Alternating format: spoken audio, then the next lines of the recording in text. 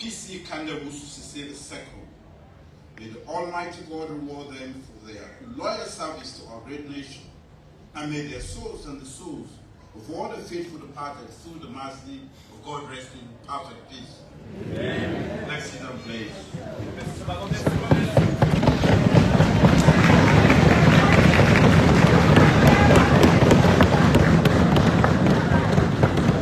Mr. Speaker, I want to thank this Parliament for the excellent service to our great nation over the last 5 years. As President of the Republic, I thank you all immensely for working closely with my government. And enacted over 70 laws.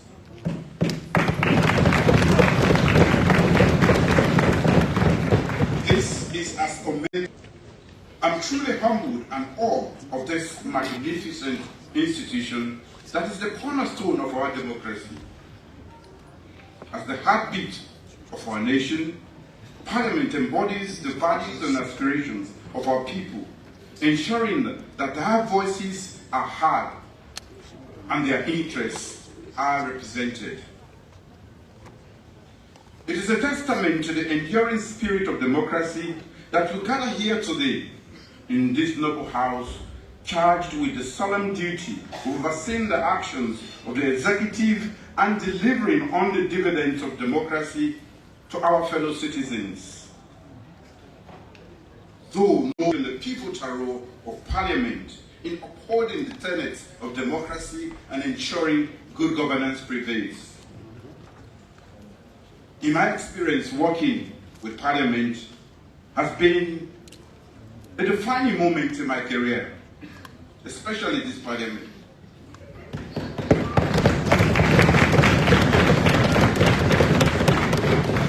I've been privileged to witness firsthand the unyielding dedication you bring to your work, the unwavering commitment to serve the people, and the tireless pursuit of excellence, though sometimes noisy.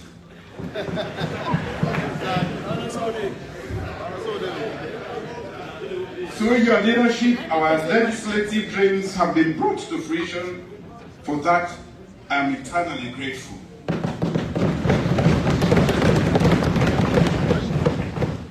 As we stand at the cusp of a new era, beset by challenges and uncertainty, and imperative that we continue to hold fast to the principles that define us as a nation. Let us continue to work together in the spirit of unity and characterity, shown us that as Syrians, we come from every part of our great nation and hold diverse views as we must. We may not always get along, but by the words of our own national pledge, we must vow to promise to defend our honor and good name, always work for our unity, peace, freedom, and prosperity, and put our interest above all else. Mr. Speaker, honorable members, 5 years ago, under my party, answered the noble call to service by our nation's great people. We chose the path less traveled by committing to build the next generation instead of focusing on the next election.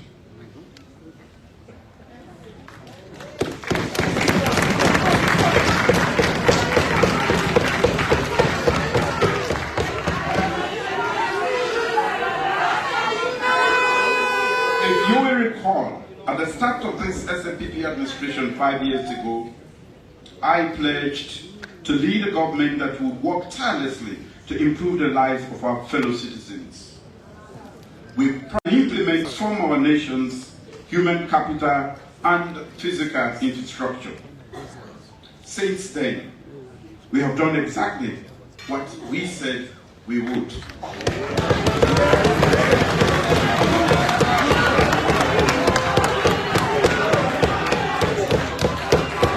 Mr. Speaker, honorable members, when When I presented our vision for a new direction national development agenda in 2018, none of us, and I mean none of us, could have predicted economic upheavals for the last 3 years. The global context remains challenging as we work to keep our manifesto promises, because when we make promises, we keep them.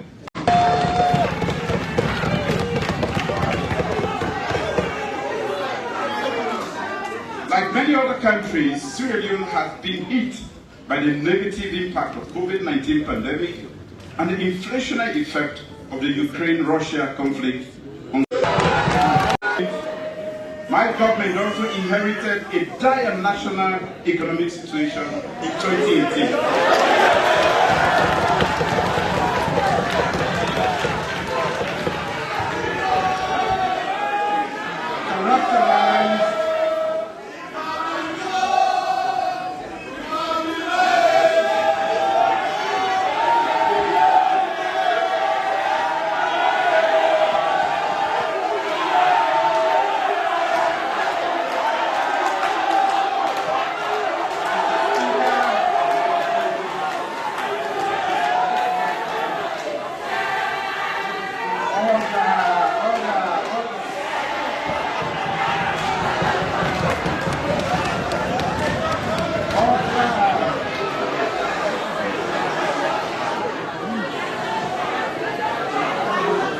The truth is, my government also inherited a dire national economic situation in 2018, characterized by elevated debt levels, poor public financial management, declining GDP growth rate, sharply rising inflation, and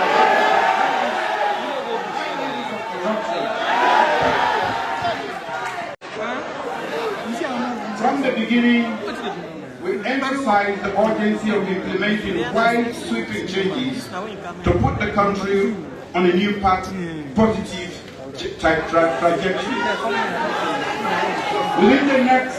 Within the context of our proactive new direction transformation agenda set out in our manifesto, my government has thus implemented a range of essential policy interventions and made numerous bold new investments over the past 5 years. These have led to positive changes in several key sectors, which I will highlight today. The impact of our policies are noted clearly in available monitoring data. They are also, even more importantly, fed by our fellow citizens. Mr. Speaker, honorable members, I wish to depart from the usual format of presidential address to Parliament, keeping it more concise today.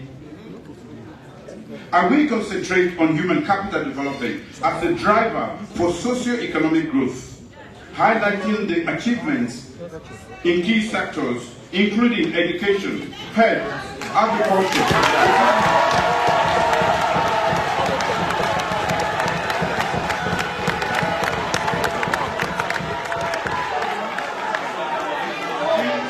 infrastructure, economy, mining, and sports. I will also highlight key achievements in cross-cutting areas, including women's and youth empowerment, anti-corruption,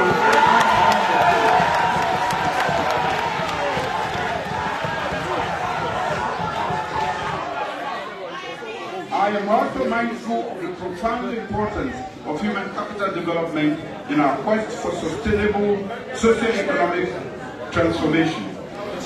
For as long as our nation endures, the strength and the resilience of our people will be the bedrock upon which we will build our future. The true measure of a nation's greatness is not in the wealth of its resources, but in the wealth of its people. And so, we must continue to invest in our citizens, their skills, and their well-being. We must empower them to be the architects of their own destinies, chart their own course, through the turbulent waters of life and seize the opportunities that abound in a world constantly in a state of flux. As we focus on these key sectors, please note that regarding other issues, a more comprehensive report on the significant progress made by my government amidst serious global headwinds will be laid here in Parliament. Yes. I will start with investing in people, education. Mr. Speaker, honorable members, developing our nation's human capital through free quality education program has been the utmost priority of my administration.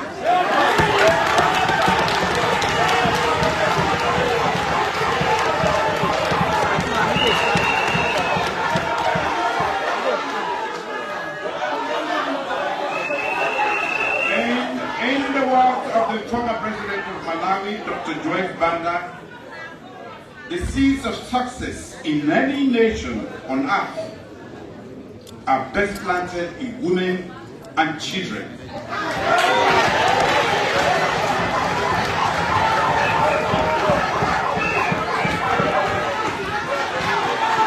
Let me say this again. The seeds of success in every nation on earth are best planted in women and children.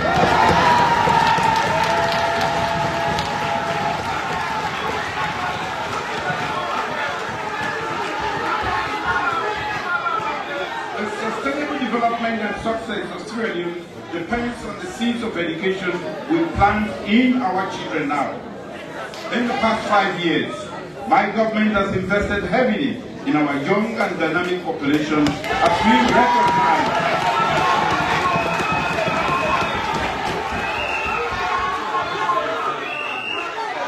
recognize that our most substantial asset is our human resources.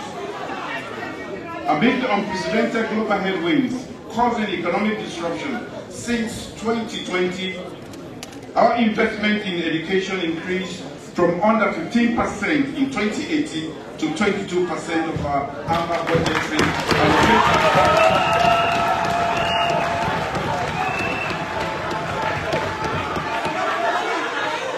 And that is spent to support primary, secondary, higher technical and vocational education and training.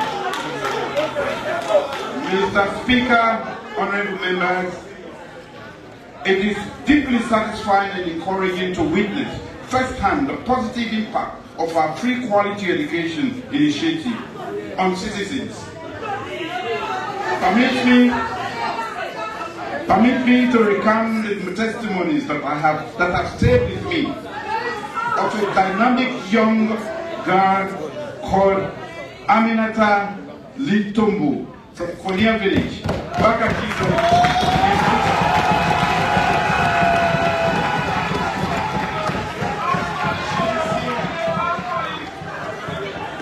Ladies and gentlemen, before the advent of this administration, you can sit down now, please, lady.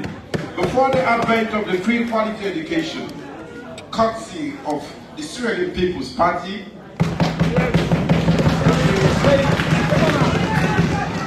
Aminata used to walk for more than 4 miles from her village to attend school. Unfortunately, she had to drop out of school at the age of 15 because her parents could no longer pay for her. This girl, filled with latent potential, was relegated to helping her own parents do subsistence farming to support the family for nearly 2 years. Then came in the Sierra Leone People's Party.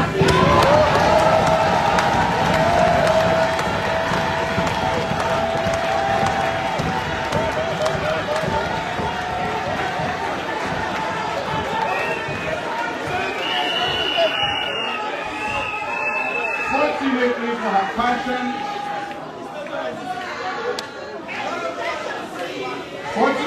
her passion for getting an education was rekindled when she heard about the administration's free quality education. And you know what she did? She re-enrolled at another school in 2020. And following her return, this brilliant young girl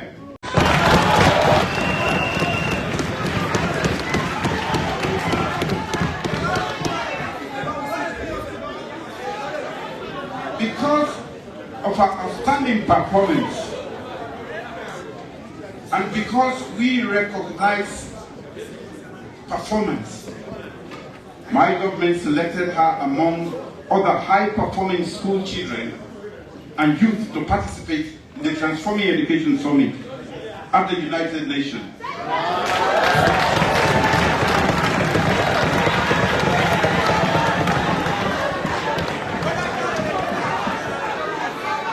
And at that meeting, I co-chaired with the UN Secretary General in September 2022.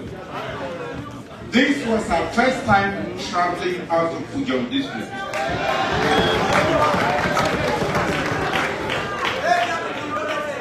But she didn't get everything because the new airport was not yet there.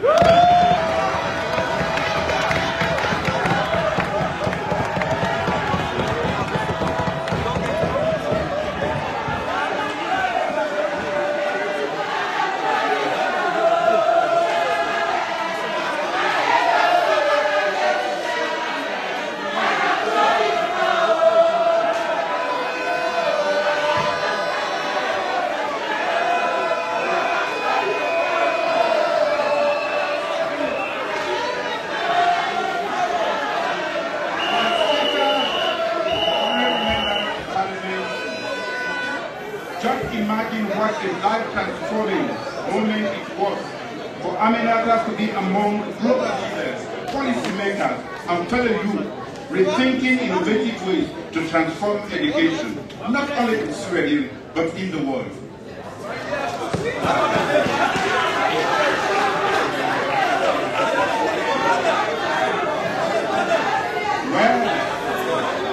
Aminata is currently in Freetown, excelling in her secondary school education and pursuing a valid dream of being an educated woman.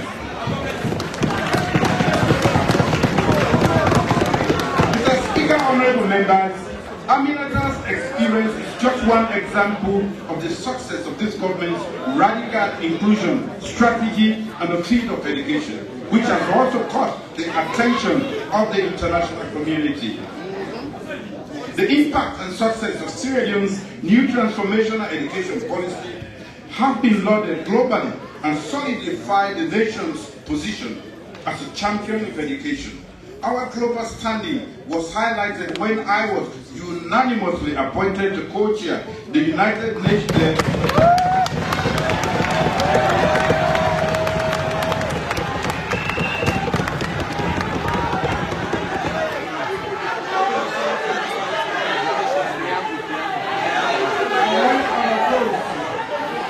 Unanimously appointed to co-chair the UNESCO High-Level Steering Committee on the United Nations Sustainable Development Goal 4 to ensure inclusive, equitable, quality education and promote lifelong learning opportunities for all. Furthermore, Sierra Leone's global standing for promoting universal access to education was highlighted when I co-chaired the Global Transforming Education Summit with the United Nations Secretary General Antonio Guterres in 2022 and made one of the global champions for foundational learning. So our 2022-2026 partnership compact with the Global Partnership for Education.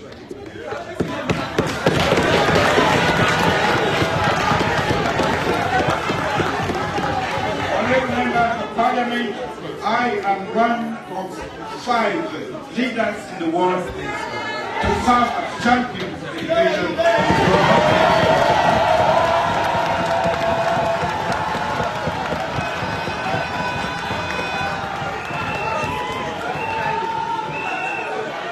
And it will interest you to know that I am the only leader in Africa chosen to be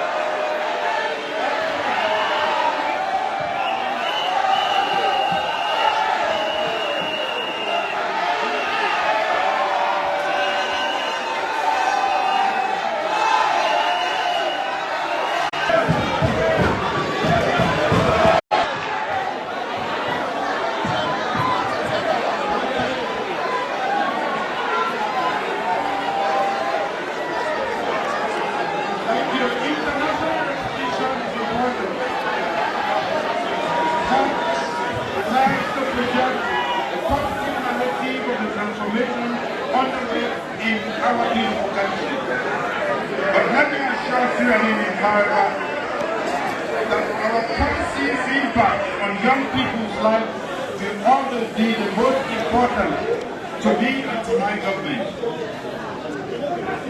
As the nation's leader, my gratitude for being accorded the opportunity of education by my uneducated mother, a visionary of her time, drives my steadfast commitment to implement our administration's bold agenda for education. After 5 years of hard work, we now have a solid foundation from which to scale up the cost.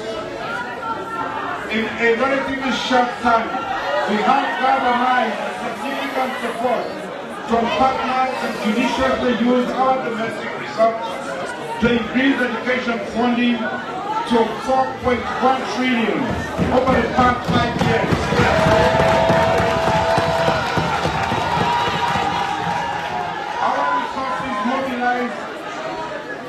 Our resource mobilization effort has provided over $200 million from the education sector since 2018. This investment has enabled us to support over 80% of 80% of schools with government subsidies.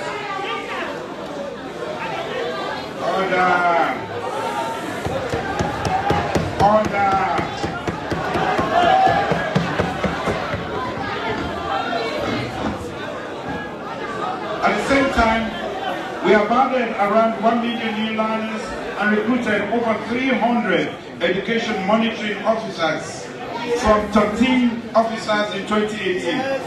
Our investment has also improved learning outcomes with over 10 million books and teaching and learning materials supplied to learners.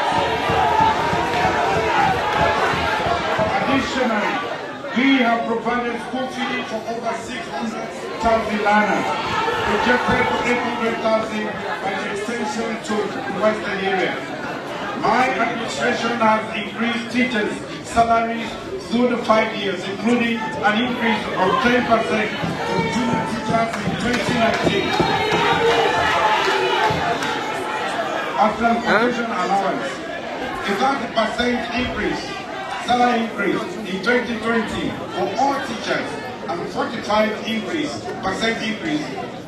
in teacher salary for the next 3 years, 2023 to 2025 academic year, and an increase in staff wages by 75% of tertiary education institutions. Mr. Speaker, honorable members of Parliament, I'm also pleased to highlight the positive changes in the gender dimension of education in Sierra Leone Seaside office. The data is there for all to see. We have achieved gender parity in schools. Girls have higher retention and pass rate in all national transition exams. More girls are now studying STEM disciplines. And today they have higher transition rates into tertiary and vocational institutions. In line with our long-term vision to train more women, engineers, doctors, scientists, and innovators, we have also implemented a policy that funds free quality education from primary schools through university for all girls studying STEM disciplines.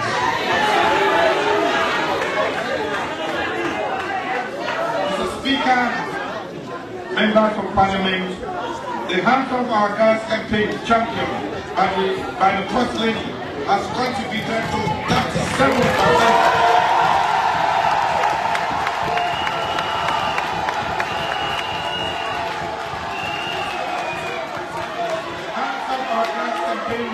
Championed by the First Lady has contributed to 37% increase in girls in school since 2018. Teenage pregnancy has dropped by 33% to 62,500.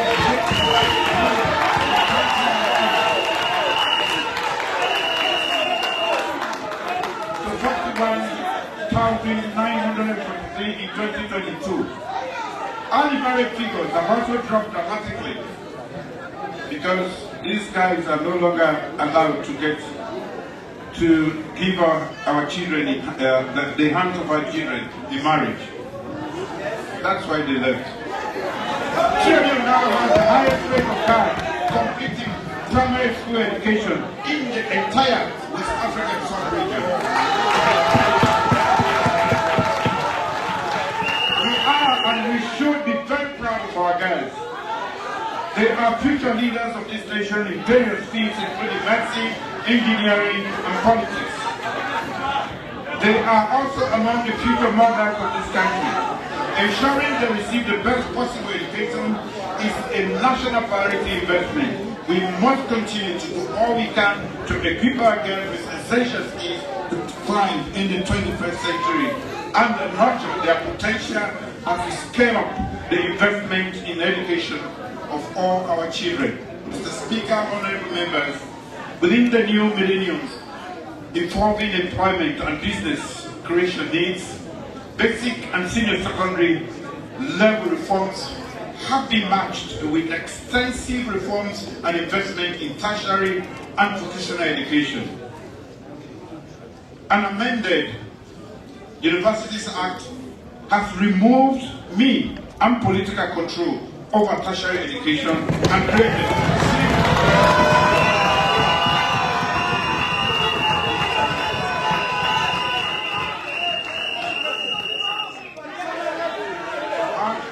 three new technical universities, Maada Teachers Technical University, Eastern Technical University, and the Salone University of Science.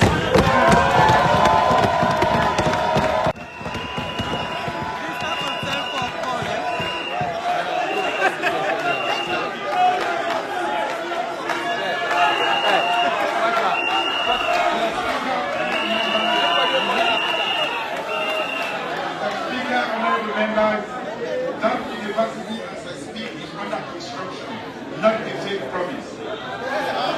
More students benefit from grants in aid.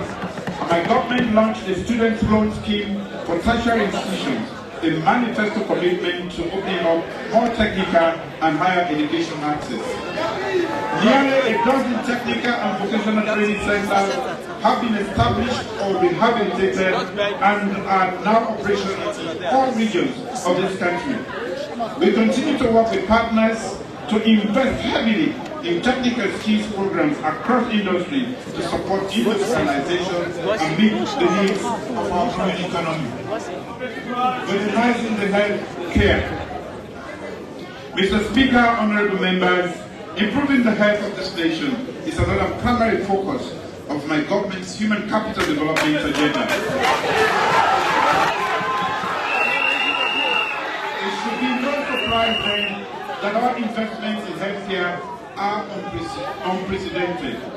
My government has increased the annual budgetary allocations to healthcare from 6% in 2018 to 11.6% in 2021.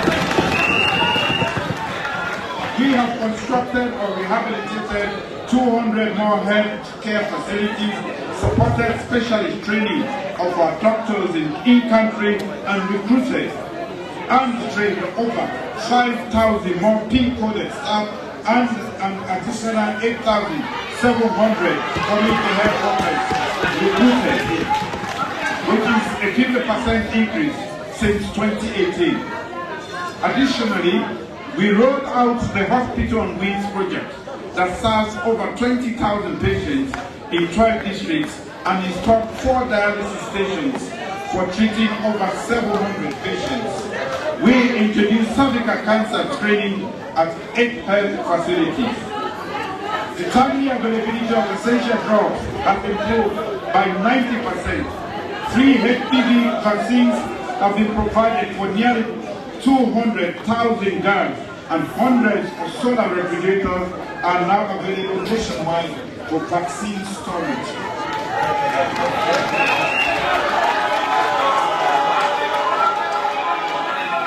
Due to these and many more investments in healthcare, We have made great progress on many health indicators in the last 5 years. Within our region, Sierra Leone is performing well on several key indicators. Infant and maternal mortality have been reduced to far lower than the West African average. Children's immunization rates are among the highest in Africa. Stunting rates among children under 5 are lower than the average, African average. Mr. Speaker, honorable members, international partners have applauded my government's pandemic preparedness and response because it was well structured, effective, and informed by science. Our policy choices and actions also minimized fatalities, one of the lowest in Africa, and the social impact of the pandemic on the poorest and the most vulnerable of our citizens. The social protection and safety nets we have implemented have continued supporting our most vulnerable citizens throughout the crisis through targeted cash transfers for livelihood sustenance. Our government secured additional grant financing of 30 million from the World Bank for the social safety net projects. This additional financing enabled the government to expand the coverage of cash transfers implemented by the National Commission for Social Action from 35,000 to over 100,000 extremely poor households.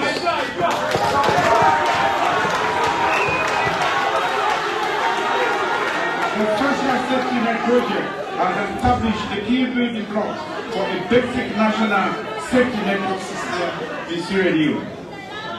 Due to the successful implementation of the 30 million social safety project, which ends in June of this year, my government has secured another World Bank funding of 40 million United States.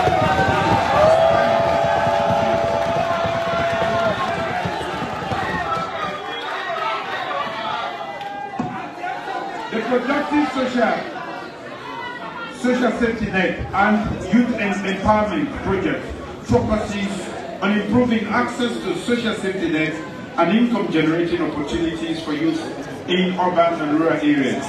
Mr. Speaker, honorable members, we have also registered some of the highest COVID-19 vaccination rates in the sub-region. Over 3.6 million citizens, that is 73%, are fully vaccinated, with 87.6 have received at least one dose of the vaccine. Agriculture. Mr. Speaker, honorable members, the steep rise in global food prices due to COVID-19 pandemic disruption and the Ukraine-Russia war continues to impact consumer household budgets everywhere. My government is particularly concerned by the increase in food insecurity that so many of our fellow citizens face.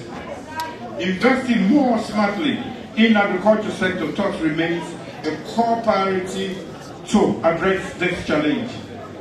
As Sierra Leoneans, we are blessed with fertile land and with great potential to produce more than enough food to meet our domestic needs.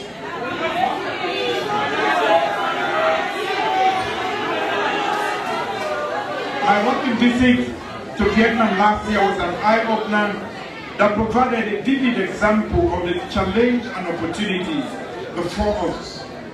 The agricultural similarities between our two nations are clear, so it is the stark contrast of farming outcomes.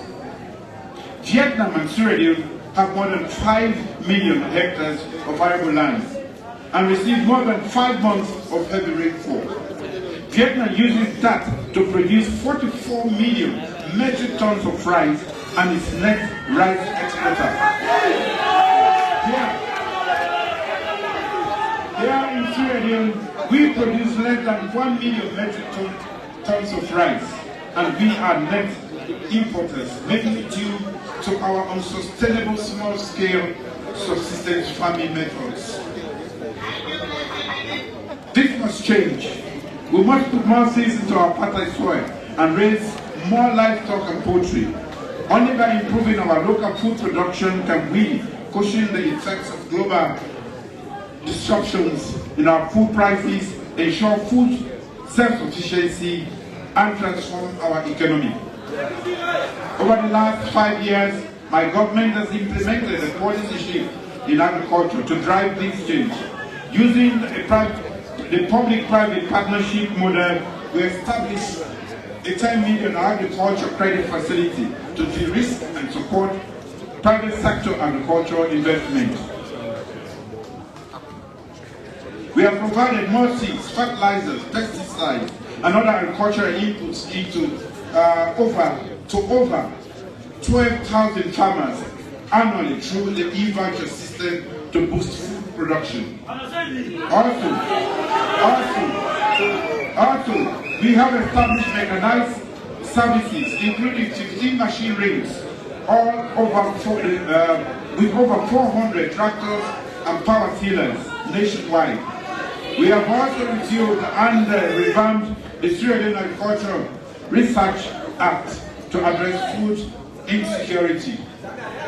Following the productive mission of the Dakar 2 Summit on Food Sovereignty and Resilience convened by the African Development Bank, our nation is now actively engaged with the bank to develop an agricultural impact compact for over $500 million to improve agricultural productivity and food security.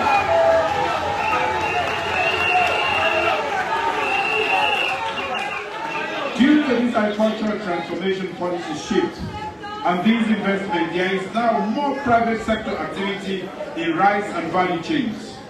This has resulted in a 21% increase in rice production, greater engagement of rural youth and women in agriculture business, and a 35% reduction in input distribution. Mr. Speaker, honorable members, agriculture remains the predominant sector of our economy, accounting for an average of 51% of our GDP over the last decade and employs approximately 65% of labor force, but mainly subsistence farming. While our great nation possesses high agricultural potential, agriculture yields and labor productivity remains extremely low, partly due to huge infrastructure bottlenecks and financing gaps. To feed our people, we must transition from being a net food importer to developing an agro-industrial zone in our rural areas to becoming net exporters of primary agricultural commodities.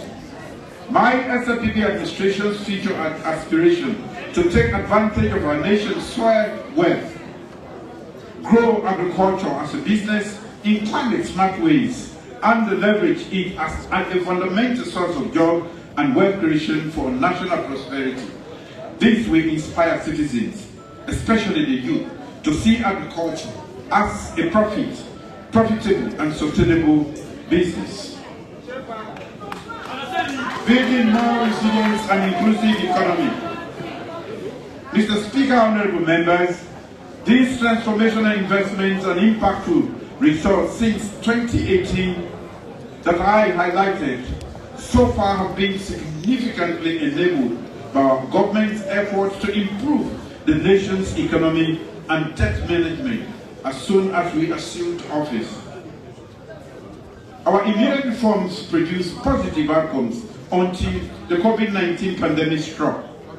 GDP growth rate from 3.7% in 2018 went to 5.5% by 2019. Revenue generation surpassed 15% of GDP annually. We reduced the debt burden and brought inflation down to single digits. We have since been readmitted to IMF Extended Credit Facility Program.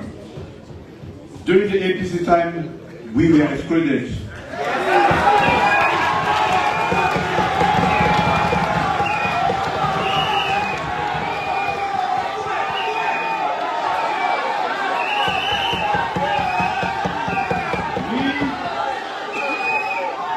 We have diversified and broadened the economic base We have diversified and broadened the economic base by boosting mining, agriculture, fisheries, tourism, SMEs, and manufacturing productivity. Made in Sweden vegetable oil, soap, fruit juices, coffee, chocolate, plastics now exist. These essential products are consumed locally and exported to sub-regional and other markets. Mr. Speaker, honorable members, I'm acutely aware of the difficulties we face as we navigate through the stormy waters of supply chain disruptions, rising shipping costs, and skyrocketing food and fuel prices. These global economic challenges have put immense pressure on our local economies, causing inflationary pressures that have hit the poorest members of our society the hardest. But in the face of these daunting obstacles, we must not falter. Instead, we must rise to the occasion and show the world the true strength of Sierra Leone.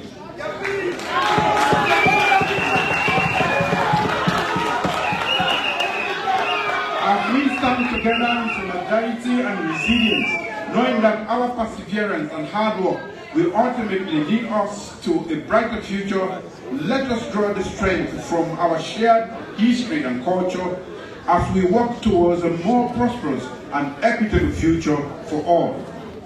The road ahead may be difficult, but I'm confident that with determination, grit, and a steadfast commitment to our values, we will overcome these challenges and emerge stronger and more resilient than ever before.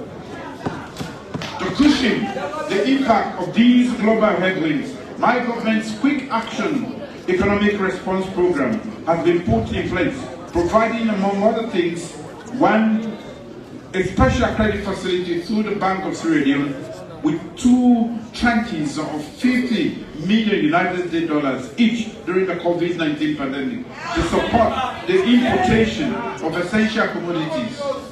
2, another food facility of $50 million during the ongoing Ukraine-Russia crisis to support the importation of rice, flour, sugar, and many more.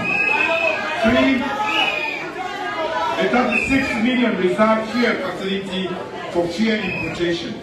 Furthermore, to avoid the shortage of essential commodities and stabilize prices, my government has maintained zero import duty and GST on imported rice, deferred taxes on the importation of essential supplies during the COVID-19 pandemic, and reduced taxes on certain essential items, including cement and iron rods.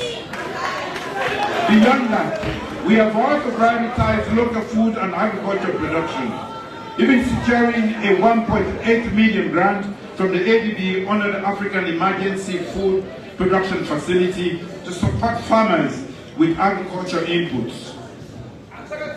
Over 30,000 hectares of rice have been cultivated, and there was a 21% increase in production between 2021 and 2022. I'm happy to report that we did not import rice seeds for the first time in decades for the year 2021-2022 planting season.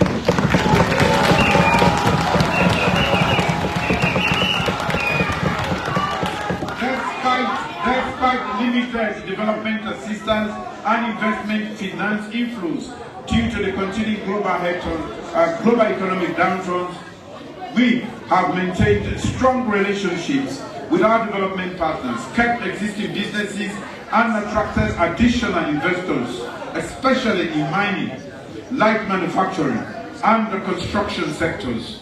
Youth job creation schemes and access to innovative financing have boosted overall job figures. Salaries and pensions have been increased to keep in step with living costs. Teacher salaries have received between 10 to 45% increase since 2018. Entrepreneurship promotion initiatives have been implemented, particularly for women and youth, introducing a digital biometric ID card and modest reforms in the financial services sector means more financial inclusion and access to credit, especially for women and young people. According to several objective global indicators, my government has achieved the highest marks for gender in the economy and access to credit than any other of its predecessors. With this reform-minded thrust, I intend to do even more in my second term.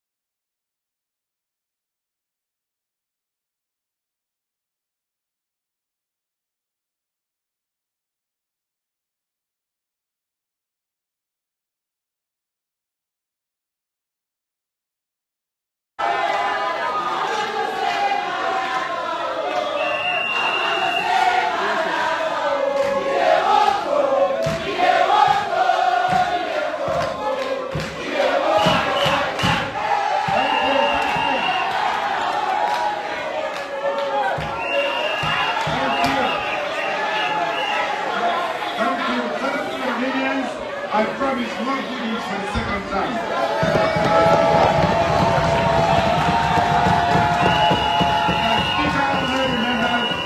I'm pleased to highlight that we have been careful in borrowing and spending. There is one more thing that the debt my administration is servicing, we are not contracted only in the past 5 years, but also debts that were inherited from the previous APC administration.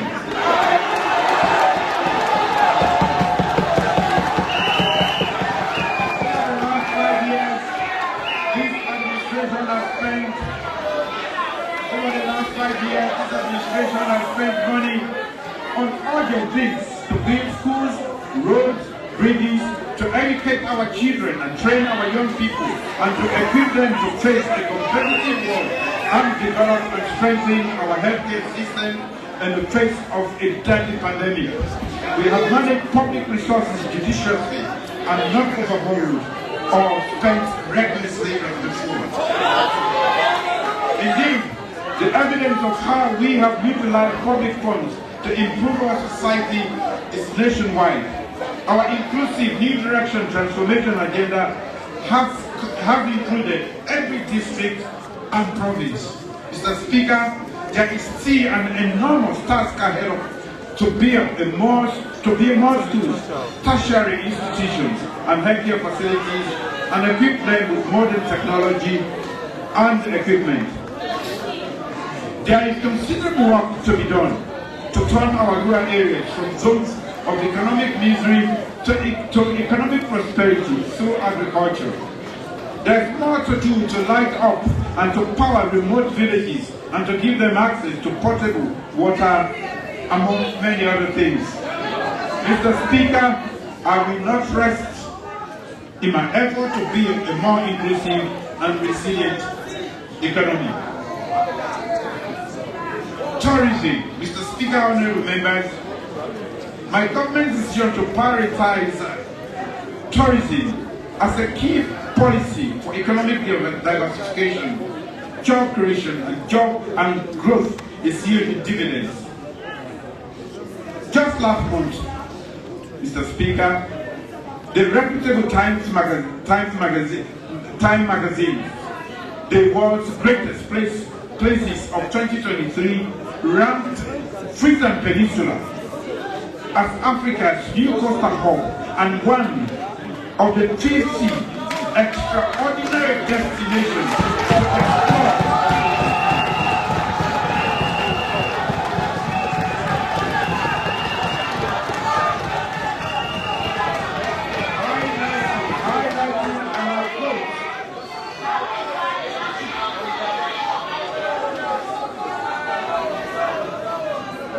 Highlighting, and I quote, with diverse wildlife, world-class surfing waves, vibing coastal capital of Freetown, a brand new airport.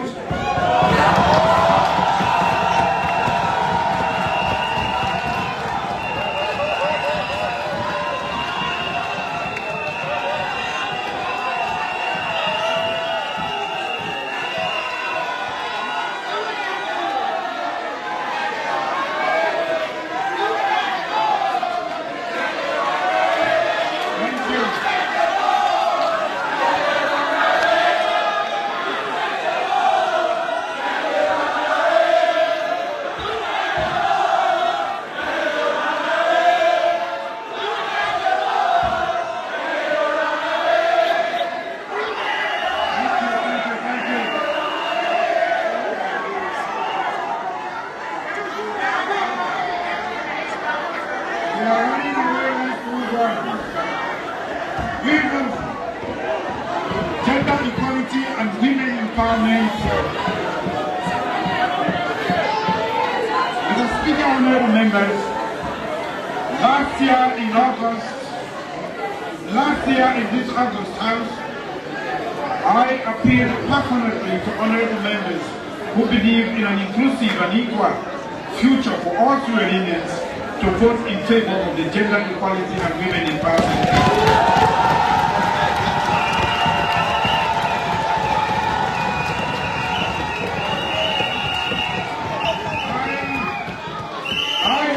Then, that the future and fortunes of our great nation are tied to equal and unfettered representation and participation of women in all facets of our national life, governance, and development.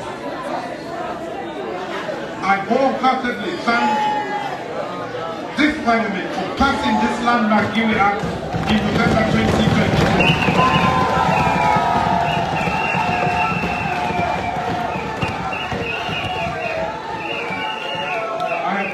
Signed this into law on the 19th January this year.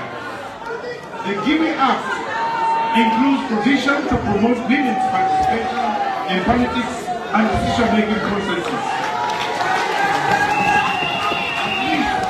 At least 30% representation of women in elected and appointed positions in all classes of society.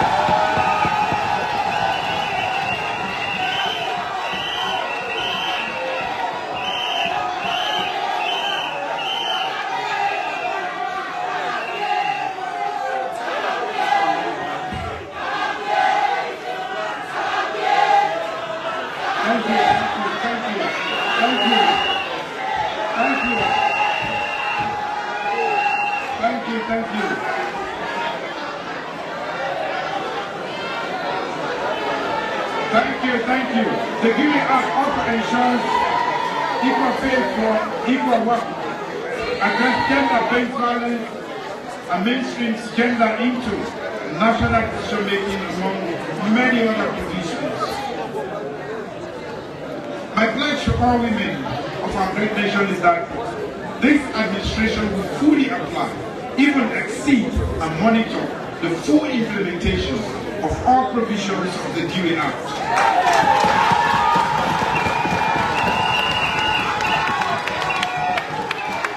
There will be a marked difference in the gender balance in the next Parliament as prescribed by the landmark Parliament.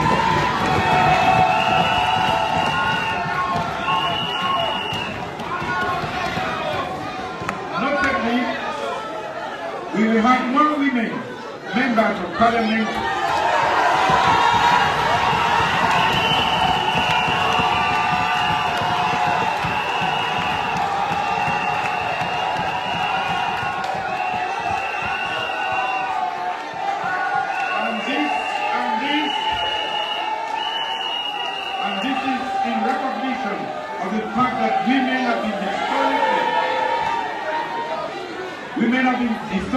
historically disadvantaged and discouraged from participating in local and national politics. My party, the Sudanese People's Party, the Talk and Do Party,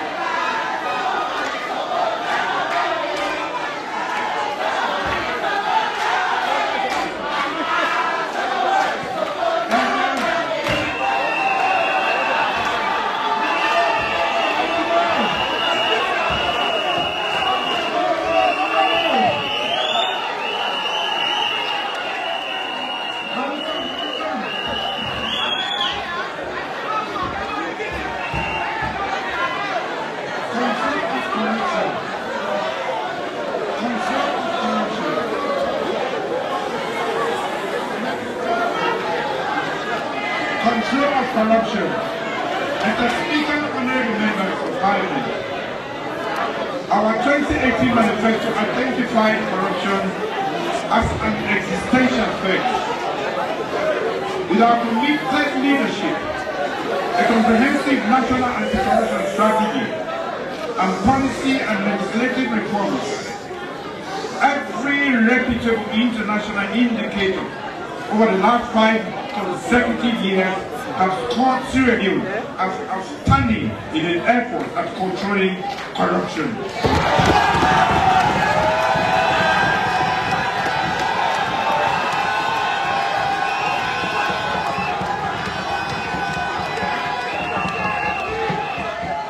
We have sustained progression in transparency, international corruption perception index from 130 in 2018 to 110 in 2022. A 20-place move in just 4 years.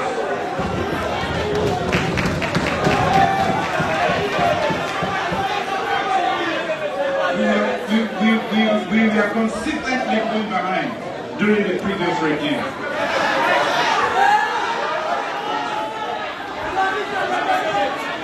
There have been record convictions and billions of leones in non-conviction assets-based recovery. Clear nations have studied and adopted our successful model for preventing and fighting corruption.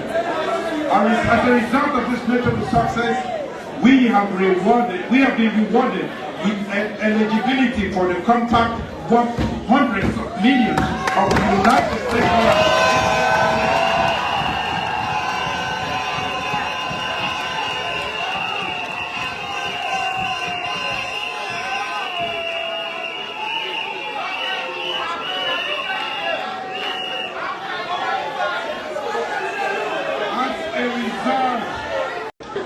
I'm pleased to report positive trends in the extractive industries, one of the most significant sectors of our economy.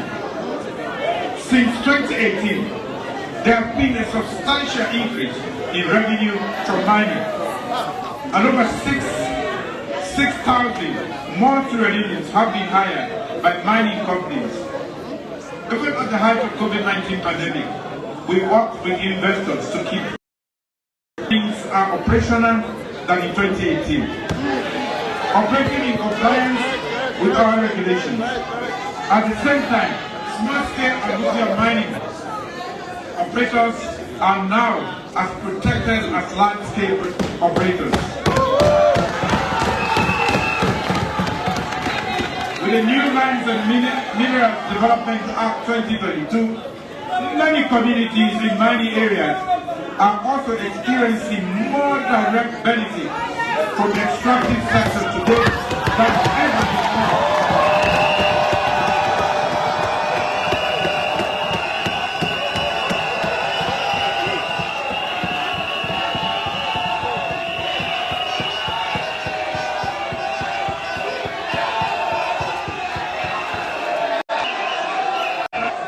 But this is how it should be. Surface rent, taxes, and other community development agreement payments have increased tenfold from 0.01% to 1%. 20% of royalties now go back to the mining communities. CDA funds are used towards the sustainable development of the mining communities, including transformational infrastructure such as schools, healthcare centers, water access, roads that will remain beyond the lifespan of the mining operation in those areas. Just last month alone, on March the 30th, I handed over a check of 20 billion.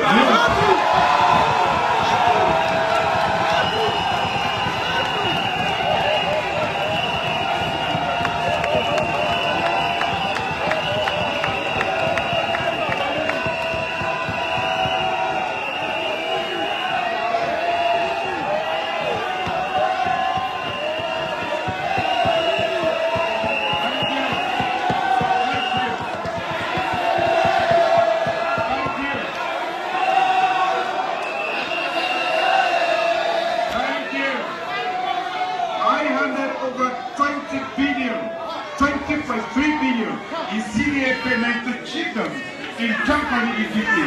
We are beyond love, make us good.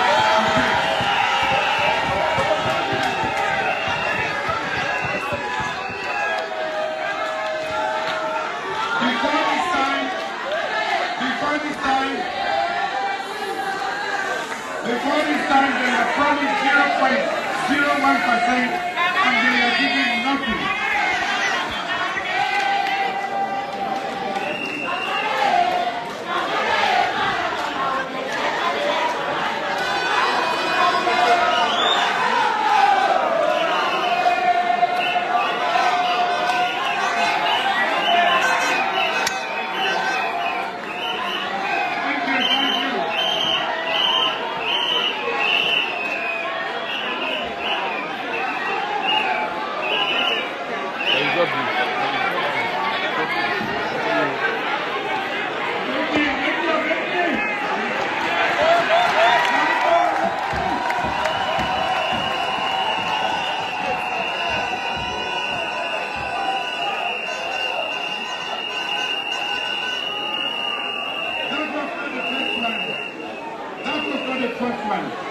This one was following the first CDA payment of 5.4 billion again to the mining communities.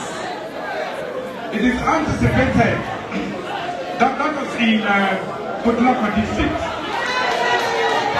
And it is anticipated that Marampa Mines Limited will soon make a CDA payment of over 30 billion this week.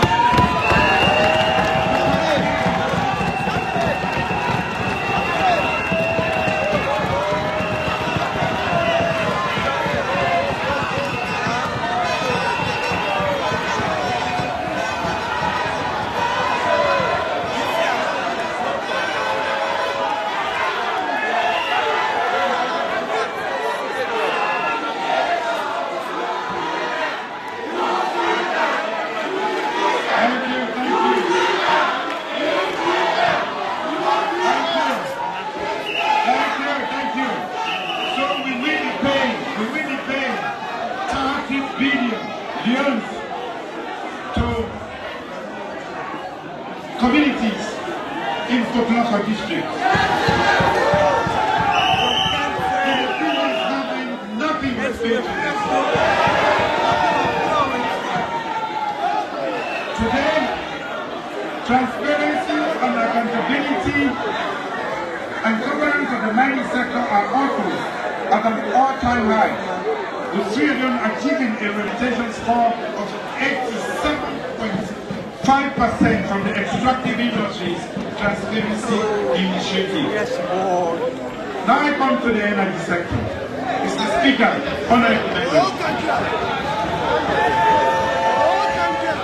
My government continues to work hard to provide universal access to affordable, reliable, sustainable and modern energy in line with UN SDG 7. There have been challenges. The government has had to pay substantial subsidies to the sector to keep tariffs lower for our citizens, especially because of the sudden hike in generation costs.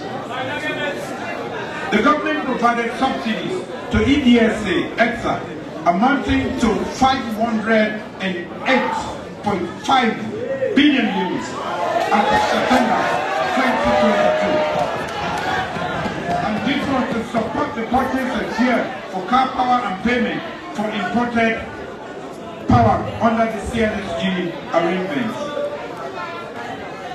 The illegal abstraction of electricity by businesses and private citizens cost billions of leones annually.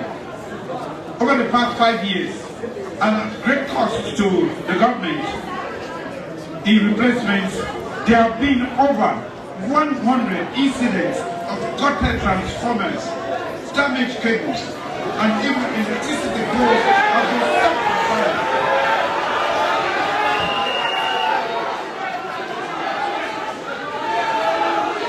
And we know the suspects.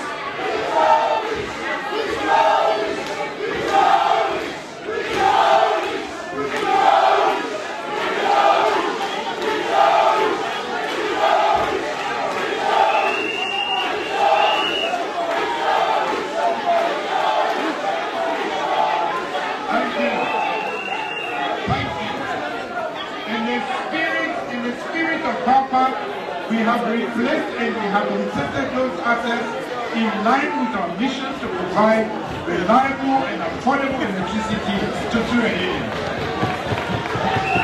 Consistent with Sierra Leone People's Party manifesto promises, we have doubled energy access from 16% to 32% in just 5 years. We have worked with development partners and the private sector to implement sustainable solutions and create a good energy mix. Renewable energy use has grown from less than 35% in 2018 to over 75% in 2022. Sierra Leone's energy sector is being transformed before our eyes at a fast pace. My government has worked with partners to extend renewable and clean off-grid solar electricity to 97 dams. Work on grid extension from Faribu to Kabbalah, Poteru to Pujem, Bumpe to Kwaidu, and other considerations. The rehabilitation of the Western Area distribution network is underway, and peri-urban areas of Freetown are now connected to the grid. Electricity distribution infrastructure for all district headquarter towns have been installed. The implementation of the NCC compact will see a doubling of generation and distribution capacity, as well as the availability of electricity across economic growth corridors in Sierra Leone. Next is investing in hard infrastructure. Mr. Speaker, honorable members, with focused planning and our development economic infrastructure in 5 years than our predecessors. In keeping with our commitment to make Sierra Leone competitive, to make Sierra Leone a competitive touristic destination and a hub for aviation activities in the sub-region, the ultra-modern Freetown International Airport infrastructure of Leone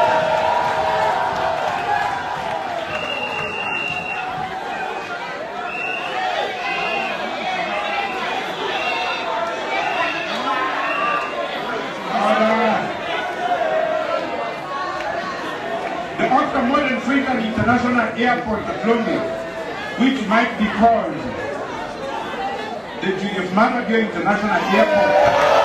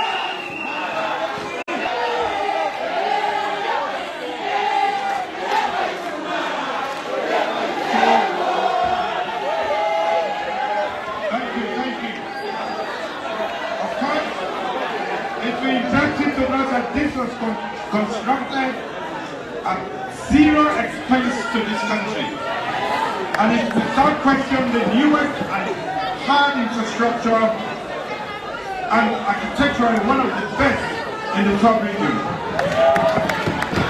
It is fully ICAO certified. It has quadrupled our passenger handling capacity. Its facilities are expansive and has a 1.5 megawatt solar power for electricity. The new airport will attract and accommodate large modern carriers and new travel-related infrastructure investment, including the convention center and an international standard hotel. It will also create employment opportunities and skills transfer opportunities for nationals. I'm pleased that even the most ardent of critics, when he came back from America, last week, used the airport and agreed on record that this infrastructure investment is timely and necessary.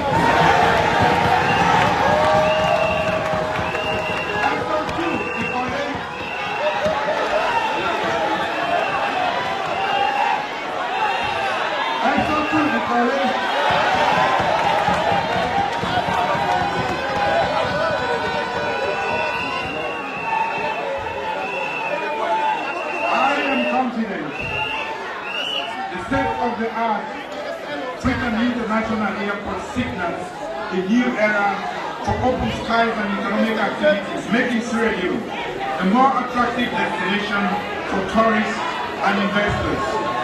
Mr. Speaker, honorable members, I'm pleased to report that my government, working with the People's Republic of China, has built and commissioned the first Sierra Leone Foreign Service Academy, state-of-the-art academy of excellence for training foreign service practitioners in Sierra Leone and across the sub-region.